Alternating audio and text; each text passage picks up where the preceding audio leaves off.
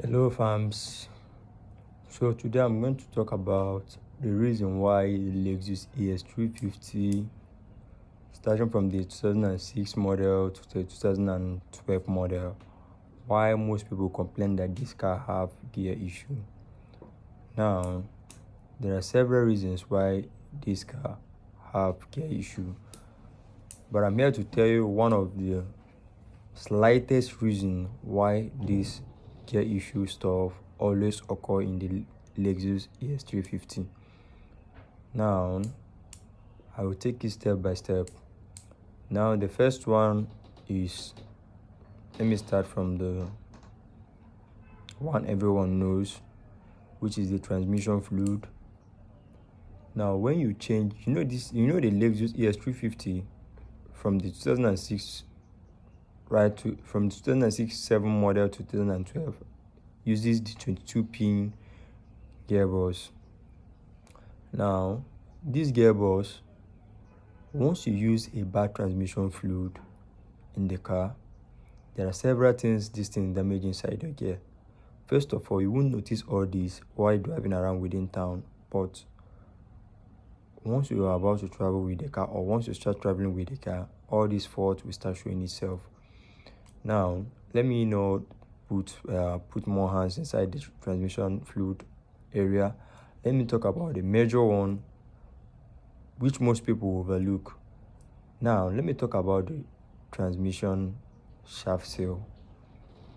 Now, this shaft seal is one of the major reasons why the Lexus ES350 always have this transmission issue. Now, if you get a Belgian car, maybe you buy a Belgian Lexus ES350, and maybe you want to do the general maintenance in the vehicle because it's a new car, so maybe you want everything to be standard before driving the car. Don't just change the transmission fluid in that car. It's mostly best, while trying to change the transmission fluid, check out for the shaft seals. Now, if you notice any leakage around the shaft seal area, change those shaft seals. Now, one thing about shaft seal is that it's something that doesn't show itself while you are driving within the metropolis. If you're somebody who doesn't travel frequently, you won't notice this issue until you travel with this car. Now, how does shaft seal start? Once it starts leaking, maybe when you park your car, you will see a little drop of transmission fluid on the floor. If you look underneath, maybe you think maybe it's from the bottom plate or somewhere else. I don't know. And one funny thing about shaft seal is that when it's leaking, you won't actually see the effect immediately.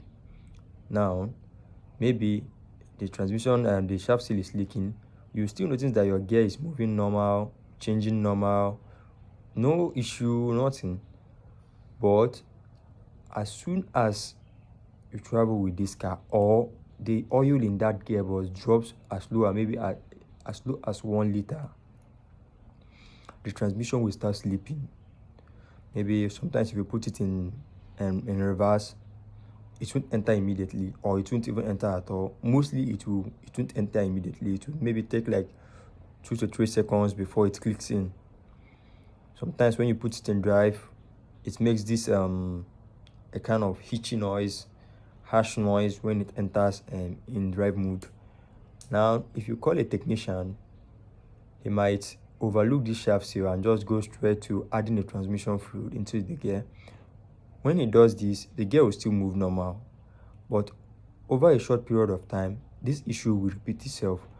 Now, what I'm about to tell you here is that anytime you get, or you know a friend that drives, or you drive or know someone that drives the Lexus ES350, starting from the 07, 06 to 012, and each time they tell you that they want to service their transmission, tell them to always check the shaft seal.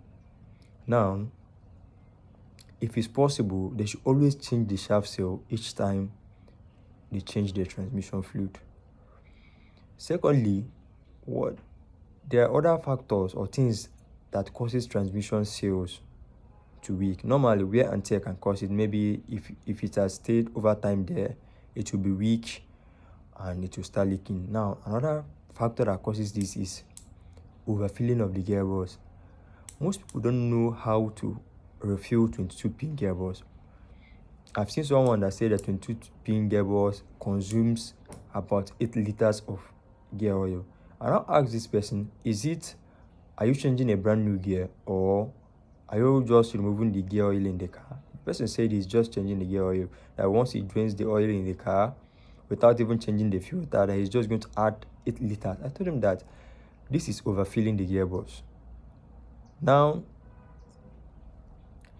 the 22-pin gearbox shouldn't take more than highest 6 liters, but mostly 4 liter, 5 liter is okay inside that. Once you drain the oil and you're about to refill it back, a 5 liter is okay for that gearbox. A 5 liter oil is okay. It's okay. You shouldn't add nothing much than 5 liters inside that gearbox once it's only draining and refilling. But if you're draining and changing the filter, add about maybe 6 liters. Add like 6 liters in the gear. 6 liters is okay. It's okay. Even, I'm just saying this based on people living in Nigeria, because most of us don't have original oil here, or where they stay. But if you take this car to like technicians, the main people that service like Lexus technicians, I don't think they put highest you see in that car is maybe around 4 liters or 3.5 liters. But based on our Nigerian mentality, they always tell you that it's not enough. So if your mechanic is filling your gear oil, is changing your gear oil, you shouldn't buy once it's only draining and refueling. You shouldn't add more than 5 liters inside that gear. But if it's changing the gear gear filter, that's all, your filter of the gear, you should add only 6 liters inside that. 6 liters is okay inside that gear. 6 liters is okay. You shouldn't add nothing more than 6 liters. Now, if you bought a new gearbox and you check the converter, maybe there's no oil in the converter, you shouldn't put nothing more than 8 liters inside the gear oil. Now that 8 liters, the reason why I said 8 liters, the 3 liters should go inside your converter. Now the 5 liters should remain in the bottom plate. That's to help the gear to select normal, because gear oil does a lot of things inside the gear. It serves as the coolant, and it also serves as a lubrication to the component inside the gear. Now, like I said earlier, make sure while servicing your gearbox, that's the 22-pin gearbox in the Lexus Es350 from the 0607 to the 2012 model, make sure you look out for the shaft oil seals, the shaft gear oil seal. Now, if you check them, maybe you're not seeing any leakages, but you're seeing any signs of leakages there, try and change those seals. If not, even after changing the transmission oil, if you start traveling with this car or going on a far trip, that car will definitely, either you start seeing smoke under your car, maybe it will start splashing oil or out from the seal, because maybe the seals are weak. So it's mostly advisable to change that shaft seal anytime you service your gear. But also make sure your mechanic or your technicians doesn't overfill your gearbox. Like I said earlier, if it's only draining and refueling, just to drain your oil, maybe your oil is still good, maybe you always change your oil maybe every 6 months or 1 year, and you know that you are not somebody that always travel around with this car, maybe you just drive within the town, 5 liters is okay. Drain the one inside the gear, add 5 liters. But if you are changing the